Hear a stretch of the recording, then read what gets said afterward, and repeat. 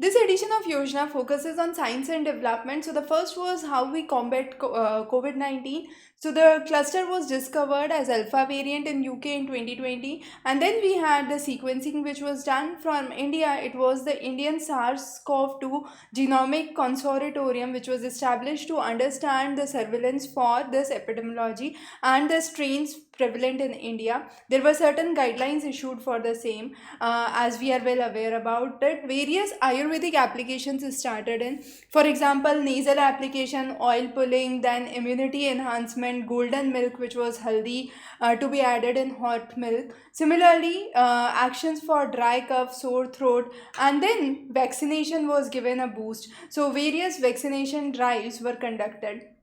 Now, we are also talking about startups which are developing virus like particles, mainly based in Manvik, IASC Bangalore, and these are thermostable receptor binding domains of the spike protein. 50% of the population has been vaccinated with first dose, which is nearly 8.2% of the total population till date. We also have the CCMB Hyderabad, which is the Center for Cellular and Molecular Biology, which has developed the dry swab collection direct RT-PCR diagnostic protocol. So India's response have been upgraded significantly. PACT is the partnership for accelerating clinical trial programs, conducting training programs and vaccine development advancements for the same. The consortium we already mentioned, it focuses on expansion of various activities which ranges from surveillance, sampling, and then we also have the therapeutic supports which are mainly with the epithelial cells for disease modeling. There is a drug Virafin which has been brought into for emergency use purpose, developed by Zydus Cadila.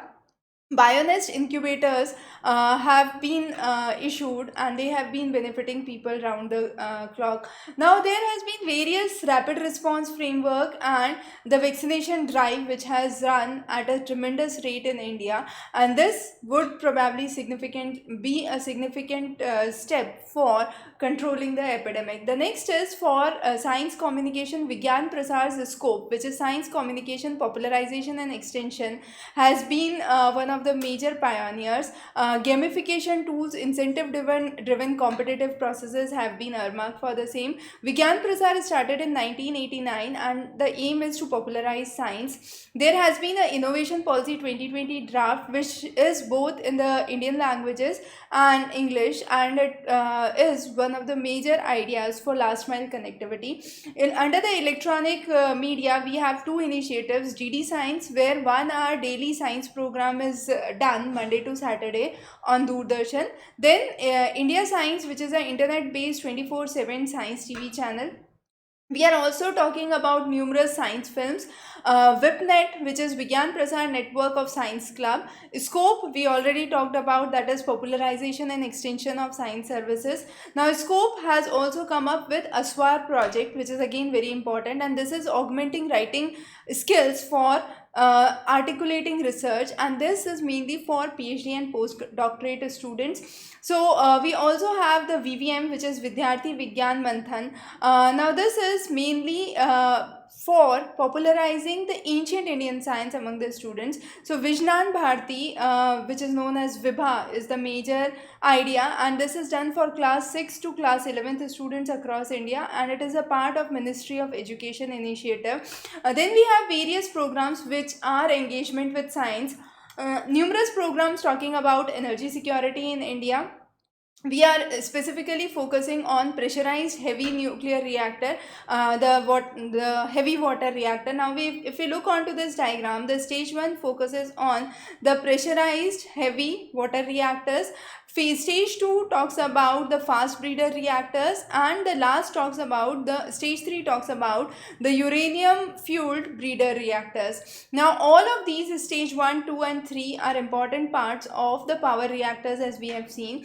63% of the total energy consumption comes from thermal sources, of which 55 comes from coal and the rest from other gases. And in India, nuclear power program started with Homi Bhabha. India is one of the third largest producers in electricity. The first stage, as we said, is the pressurized heavy water reactors, and they use natural uranium.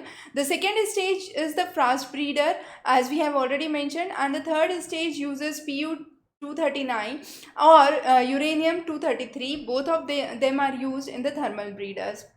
Now still, despite of all this, India has numerous challenges. We are shifting towards renewable sources of energy, but we also see that land intensive work is required for solar and wind energy. And then we also have a lot of dependence on the raw material for solar plants through imports. So those material need to be developed in India. Now this is the list of the projects which are already in India under nuclear power, the locations and the projects which have been approved and which are under construction. Then we also talk about the developments in the field of geology basically. So Himalayan flooding is one of the major things which have been witnessed in the last few decades, and it is mainly in the northeast and the Himalayan belt. So flood mapping, reducing the vulnerability in the Himalayan region through Internet of Things, using various network analysis, challenges for real-time data analysis, predictive models for flood is important. Then under geology, we also have an element of geomagnetism. It talks about the exact location, the changes in the magnetic mineralography, and also focuses on the impact of geomagnetism on the climate and its association with the environment. So Indian Institute of Geomagnetism was started in 1971, and in 2021 there was the Golden Jubilee Foundation which was made, and the Nature Index ranking places it in the top 100 institutes for researchers in earth sciences. Now, there are various domains through which it has been working. The list of the domains have been mentioned here. Solar magnetism, as we said, is one of the major concerns, where we say active magnetic storms have been hitting Earth, and these are known as curtains of light. So it's how we have seen the auroras being built up, and the paleomagnetic and the geomagnetic forces getting activated. So paleomagnetic forces being discussed and understood through the GPS analysis. We have various magnetic minerals which talk about the continental migrations, and also the various boundaries, which is magnetopause, plasma sheet and polar cap. Nanotechnology is now used with textile, and the main idea is textile is one of the major sources for bacterial growth. So if nanotechnology is used and nano graphene silver is added to it, the growth or the rate at which bacteria multiply significantly reduces. So for developing antimicrobial textile, nanotechnology has come up, and we have seen that it is highly effective. So these are the nanotechnology materials which are either used in the technical field, which are fire resistant, anti-static, used as sensors or air filters. They are also used in electronics for charging and conducting, for military applications, for temperature clothing, semiconductors, biomedical aspects, where we are talking about scaffolding in tissue engineering or wound dressing, or automobiles, filters in ACs. So this is how it looks. So this is an example of the bacterial growth, a bacterial growth in a normal fabric, and if this fabric is with the nano coated, we can see there is a significant reduction. This bacterial growth is significantly reduced. So this is how TiO2 nanoparticles actually work, and before exposure and after exposure you can see the difference, and this is how it explains that the titanium microspores are actually used, and then when they are put with methylene blue dye, they explain how pollutants can be actually captured, and this is when they are exposed to light for 8 hours at least.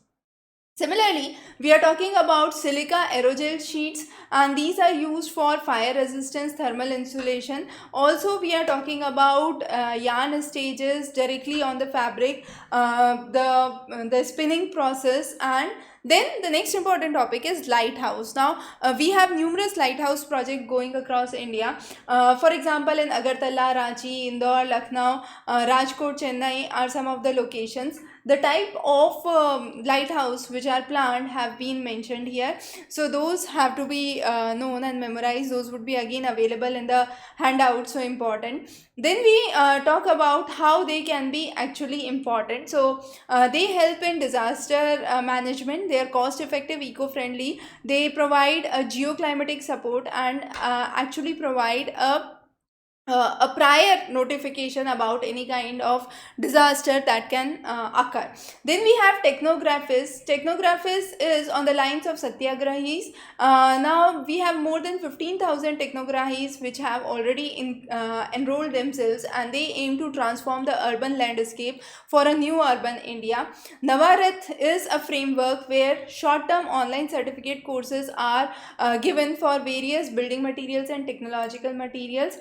So the idea is, first of all, learn, then explore, adopt and replicate. Then we have the Pradhan Mantri Awas Yojana. We are very familiar with it already. Then the new drone policy. Drones are also known as the unmanned aircraft systems, and they are widely used for military applications since 1990s. So the drone rule 2021 are important. They are highly affordable, accessible and have application across various sectors. Mini drones can be as light as 250 grams and large drones up to 150 kilograms. The remote pilot license remains valid for 10 years, and the same has now been reduced for rupees 100 for the civilian purpose.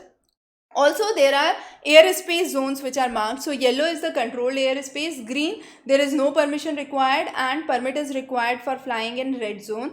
No fly radius of 45 kilometers around airport is now reduced to 12 kilometers. So the new drone policy, highly important, very probable questions for your upcoming examinations. So drone market is significantly growing in India. There are numerous innovation potentials in the same, and the FDI has been changing significantly. Now coming on to science education, we have numerous programs like Inspire. This is a DST and National Innovation Foundation program. The idea is to focus on innovation among students. So three important parts of it: SEEDS, SHE and AROC. Then we have the Manak scheme, again by the same DST and NIF, and this is the Million Minds Augmenting National Aspirations and Knowledge for children between the age group of 10 to 15 years for original ideas, workshops, audiovisual tools and literatures.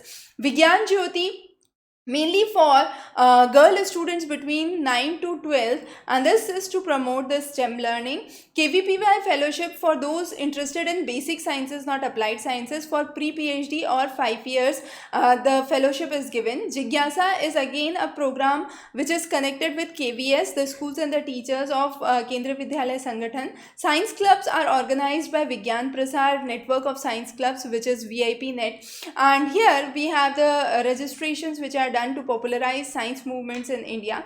National Science Congress for children between the age group of 10 to 17 years have been running since long.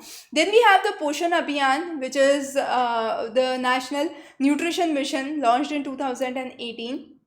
The key features of it we already know. The first 1,000 days of a child lives are very important, and any kind of malnutrition should be removed. So nutrition modeling by using technology, how frontline workers can be actually helpful, and what are the various behavioral changes and innovation practices which should be adopted to work on this issue. The Pradhan Mantri Matru Vandan Yojana, started in 2016, is mainly targeted for pregnant and lactating mothers, and there are three separate installments which we had already discussed in the previous lecture.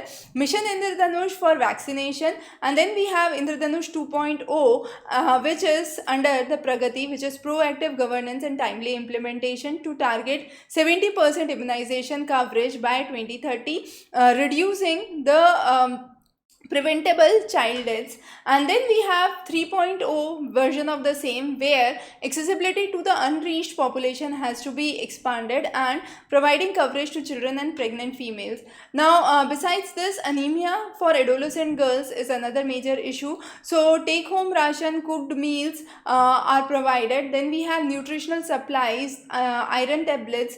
Anemia Mukt Bharat is another initiative where treatment of anemia in the child age age group of 5 to 9 years, and 10 to 19 years would be checked into account. So iron, folic acid supplements and deworming tests have been recommended. Universal immunization program started in 85, and this is one of the largest public healthcare sponsored program across the globe.